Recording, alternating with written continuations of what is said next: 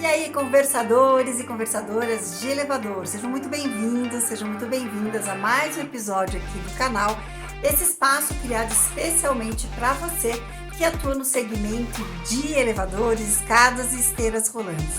E hoje a gente vai esclarecer a dúvida de uma pessoa que me mandou um direct e que trabalhou comigo lá naquela multinacional e que hoje está aqui no mercado multimarcas e tem a ver com reajuste de contrato. Mas antes da gente começar a esclarecer essas dúvidas, gostaria de agradecer a Infoleve, nossa parceira aqui no canal, desde o comecinho, lá atrás, e que permite que eu esteja aqui semanalmente para esclarecer as suas dúvidas, tirar as suas dúvidas. Obrigada, Infoleve, por essa bela oportunidade. Bora lá tirar a dúvida da nossa colega e seguidora aqui do canal?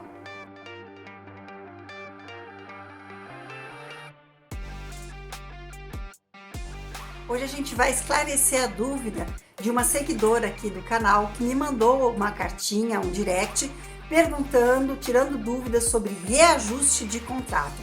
Olá, Kátia, como você está? Estou bem, cada dia melhor, graças a vocês que estão aqui colaborando com o canal. Quando trabalhamos juntas naquela multinacional, os contratos eram reajustados automaticamente no aniversário. É verdade, quando o contrato fazia o aniversário naquela data específica, automaticamente os clientes recebiam o valor do contrato já com aplicação daquele reajuste, sem informação, sem nada, era de forma automática. Era uma atribuição do consultor técnico comercial indicar quais clientes não deveriam ser reajustados. E o meu supervisor trazia alguns clientes que precisariam de realinhamento.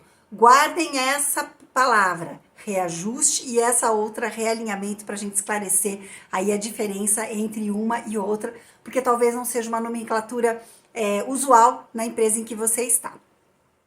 Faz uns 3 anos que estou em uma empresa multimarca com cerca de 500 clientes. Imagino que clientes, ela também está falando cerca de uns 500 contratos.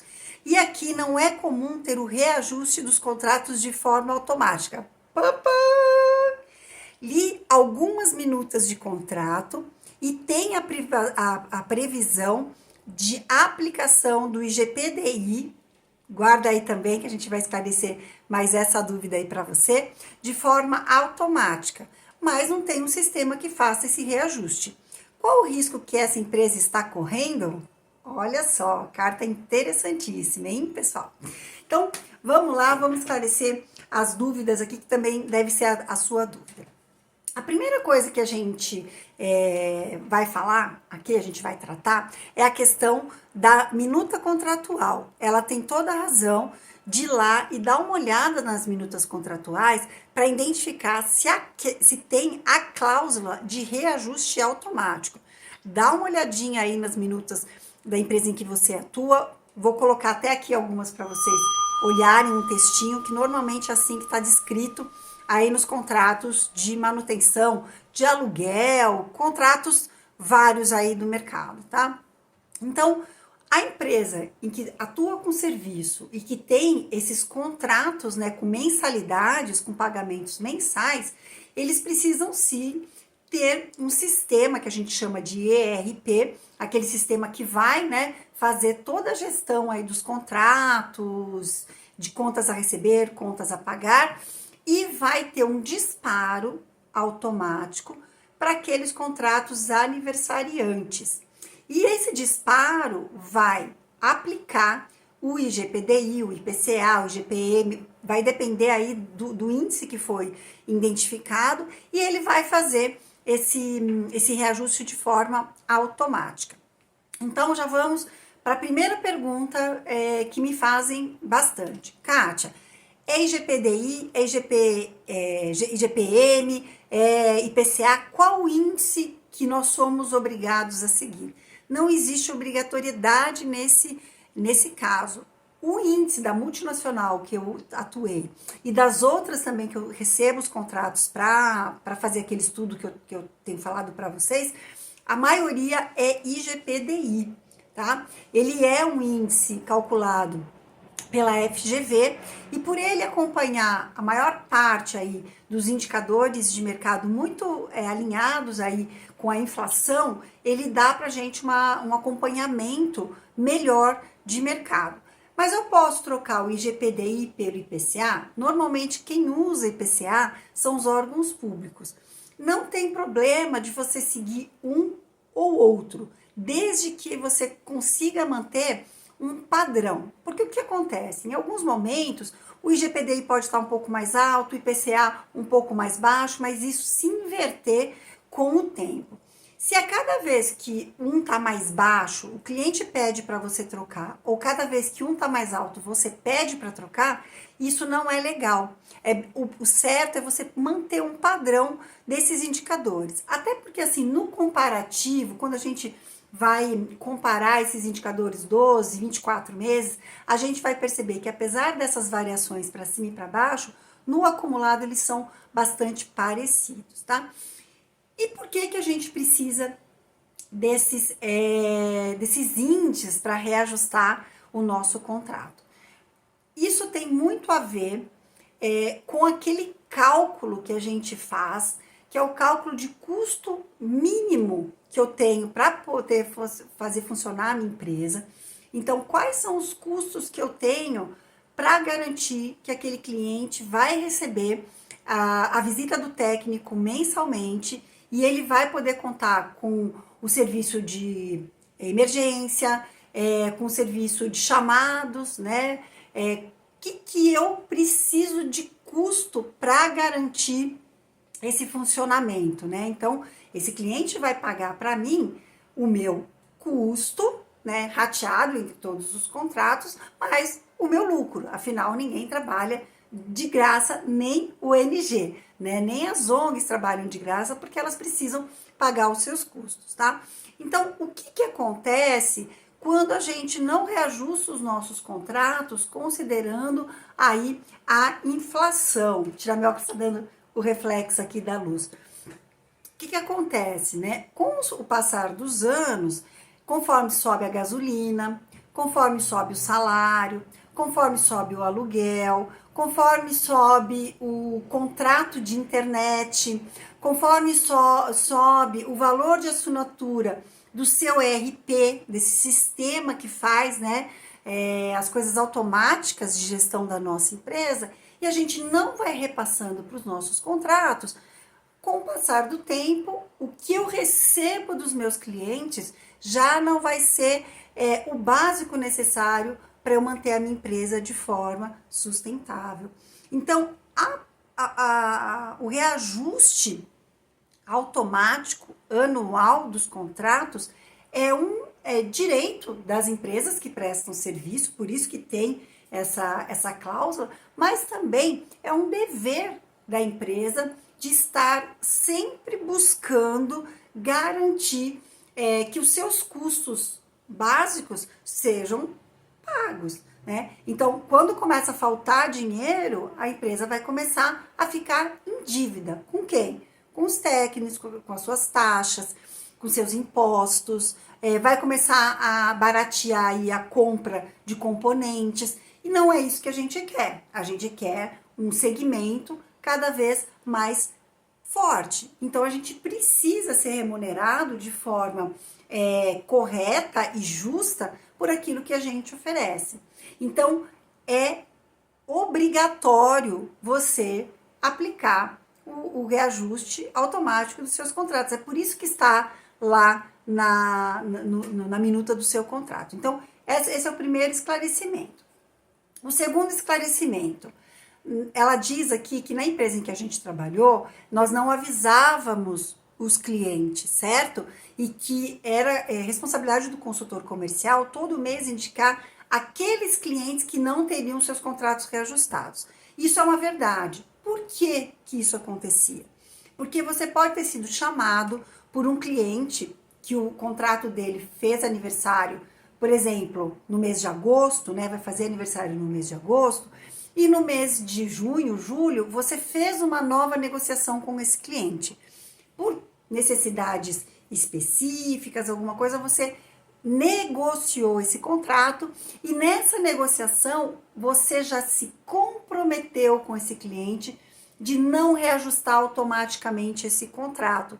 Quer dizer, o reajuste do contrato vai ficar só para agosto de 2025.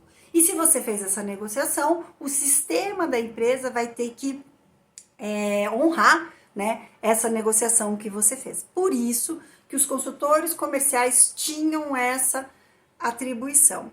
E aí ela comenta sobre realinhamento, que eu falei para vocês. Guardem aí as duas palavras, reajuste e realinhamento. O que acontece? Lá na multinacional, esse era um trabalho da minha área, tá? Que era a gestão aí de instalações existentes. A gente levantava todos aqueles contratos que estavam deficitários, quer dizer, aquele contrato que já não estava dando nem lucro e não estava nem muitas vezes dando 0 a 0, né? Aquele contrato que a gente estava tendo prejuízo para atender esse cliente e a gente recalculava a necessidade de reajustar esse contrato para que ele entrasse com alguma coisa mais adequada para a empresa. O reajuste, ele é automático. O realinhamento não pode ser automático. Precisa ter uma pré-negociação e esse cliente corre o risco, sim, de dizer, não quero, vou buscar outra empresa para fazer a manutenção dentro desse valor que hoje vocês me pagam. E tá tudo certo, o cliente tem esse direito. Era um projeto super cuidadoso, que eu não vou entrar nos detalhes, mas acho que como ela citou realinhamento, eu me senti aqui na necessidade, né, de explicar para você o que significa realinhamento. E aí ela falou que já faz 3 anos, né, que ela está nessa empresa e que ela não tem visto esse reajuste automático. A gente já não está falando mais do realinhamento, a gente está falando do reajuste automático. E aí ela me pergunta qual que é o risco que essa empresa corre. Risco jurídico, nenhum, tá? Porque o inverso poderia ser problemático. Ela tá cobrando reajustes dos clientes sem aviso e se não tivesse uma cláusula ali na minuta contratual. Como tem a cláusula, mas ela não está aplicando, juridicamente ela pode optar por fazer isso, tá? Qual que é o risco? Essa empresa, aos poucos, né, se tornar uma empresa deficitária. Porque o que acontece, gente? Quando a gente vai fazer a assinatura de um novo contrato com um novo cliente, o que a gente faz, né? Basicamente, a gente calcula um valor de tabela da nossa empresa, que é aquele valor que seria adequado para atender esse cliente, considerando os meus custos mais o meu lucro, né? Vou equilibrar esse contrato com a média do valor da minha empresa, isso é posicionamento, né? Se você é uma empresa posicionada com preço low, né? Um low price, por exemplo, seu preço vai ser sempre mais baixo aí do que o mercado, ou uma empresa diferenciada por ser premium, por ser top, aí vai ter um outro valor. Então a gente vai fazer um equilíbrio aí para honrar, né, esse seu posicionamento de mercado. E depois a gente vai fazer ali um equilíbrio de como o mercado está funcionando naquela região, naquele bairro. Quer dizer, para fazer pricing, eu preciso dessas premissas no mínimo, né? Meus custos, o que eu desejo de lucro, o meu posicionamento e como o mercado reage a esse valor, tá? O que acontece quando eu não reajusto o meu contrato? Conforme o tempo vai passando, principalmente se a inflação estiver mais alta, e quando eu falo inflação, não é só da inflação dessa que a gente sente no mercado, mas gasolina, contratos geral que eu já falei para vocês, internet, aluguel,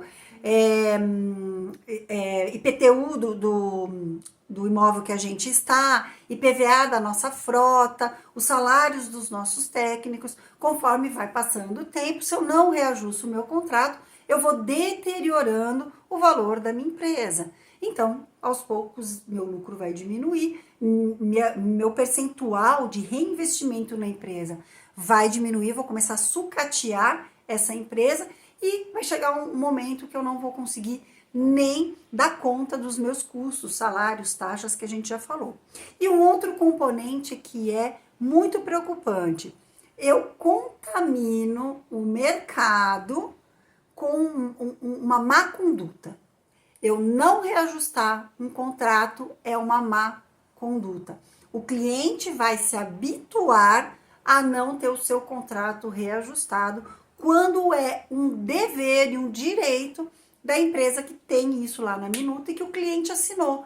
Ele, né, ele está de acordo com aquilo porque ele assinou um contrato. Então, é isso que pode acontecer com a sua empresa. Abre os seus olhos, porque a sua empresa pode aí já 3 anos sem reajustar, e a gente teve, né, gente, inflação nesses últimos 3 anos, ela pode daqui a pouco estar com dificuldade aí de pagamento. Tá? Se ela não tem, né, uma venda de modernização com boas margens, se ela não tem aí, né, a recepção, a prospecção de clientes com valores mais altos, pode ser um problema. Um outro ponto que eu não acho que seja esse caso, mas pode ser que lá no passado a sua empresa fechou contratos com valores muito altos, né? E isso ela estava sentindo uma pressão de mercado para baixar os valores, e aí ela decidiu não ajustar por um período. Mas isso é muito estratégico, e de verdade, uma empresa aí com 500 clientes, eu acho que não deva ser isso. Eu acho que deve ser mais de uma desorganização da parte administrativa comercial da empresa do que realmente uma estratégia. Bom, espero que tenham gostado do conteúdo, a gente sempre trazendo aí esclarecimentos de contratos, porque isso faz parte, né, da área comercial, e aqui à disposição para esclarecer a sua dúvida também. Me manda, que aí eu transformo aí em episódio. Se você me segue no YouTube, te agradeço muito, peço que comente, que curta o episódio, que compartilhe esse episódio com mais pessoas, isso ajuda muito. E se você prefere ouvir os episódios, corre lá para o Spotify e me segue lá no Spotify, me dá 5 estrelinhas, e no Spotify ainda é mais importante que você compartilhe esse conteúdo, isso me ajuda muito, muito mesmo. E aí a gente vai ganhando força para cada vez esclarecer mais dúvidas aqui. E é o que eu falo, se você acompanha aqui nosso canal, você logo, logo vai receber seu certificado de MBA na área comercial das empresas aí de elevador. É isso aí, pessoal. Muito obrigada para quem ficou até o final, e semana que vem tem mais conteúdo. Tchau, tchau!